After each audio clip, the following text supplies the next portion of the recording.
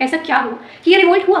तो इनको ना हम रीजंस को दो उसमें करके पढ़ते हैं, एक तो फंडामेंटल एंड एक है आपका टेंटेटिव। जो ब्रिटिश पहले से अत्याचार कर रहा है और ऐसी ऐसी पॉलिसीज ला रहा है जिससे फिर क्या है, इंडियंस को बहुत गुस्सा आता है एंड ये बहुत टाइम का गुस्सा है। फिर जो ये दोनों चीज़ें कंबाइन होती हैं और ये गुस्सा फूटता है। तो अब आप देखना पूरा सिनेरियो क्या है।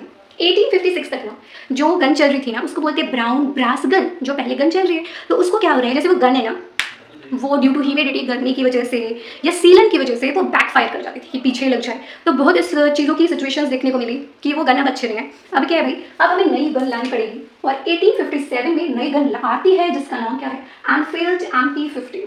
तो अब क्या बोला जाता है, ऐसी अफवाह फैलती है कि पहले तो देखिए गन समझो, गन होती कैसी है, जो ये रेड वाला पार्ट है ना ये आगे जाके लॉन्च होता है और ये होता है आपका अंदर वाला मेटालिक पार्ट एंड ये आपके गन को शूट करने का इधर पाउडर होता है एंड इधर पीछे लगाई गई है जो मेन आपका सिस्टम आपको देखने को मिलेगा पीछे लगाया गया है, जिसकी वजह से यहाँ पे प्रोटेस्ट हुआ है। तो क्या हो रहा है, बुलेट्स में पीछे ना वैक्स लगाई गई है, ग्रीस लगाई गई है पीछे एंड वो किस चीज़ से बनी गई है, वो काउ एंड पिग के फैट से बनी गई है। हाँ बिल्कुल सही, इसको पीछे लगाया गया है और इसको देखो कैसे लॉन्च किया जाता है कि ऐसे इसको मुंह से टीयर करना होता है, उसके बाद ही फिर इसको गन में लगा के शूट होती है।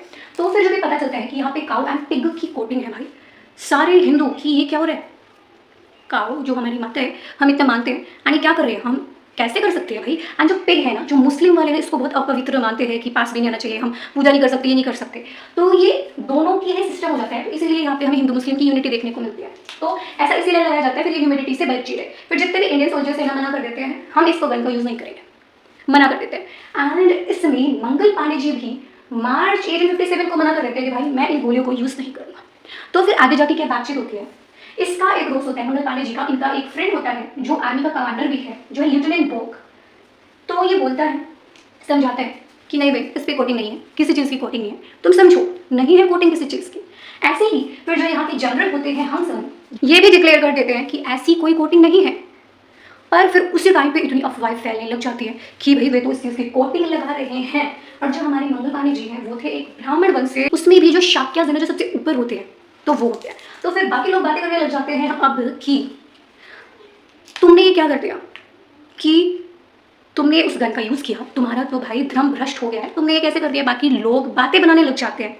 तो फिर इसके बाद का जो सिनेरियो होता है ना वो और ज़्यादा शॉकिंग देखने को आपको मिलेगा कि फिर क्या है, मंगल पांडे जी इस चीज़ से पूरी तरह मतलब वो हो गया कि ये क्या हो रहा है भाई, क्यों ये बातें हो रही है, रूमर्स फैल जाती है सारी जगह, अफवाह की ऐसा हो रहा है सारी जगह कि ऐसा ऐसा हो रहा है।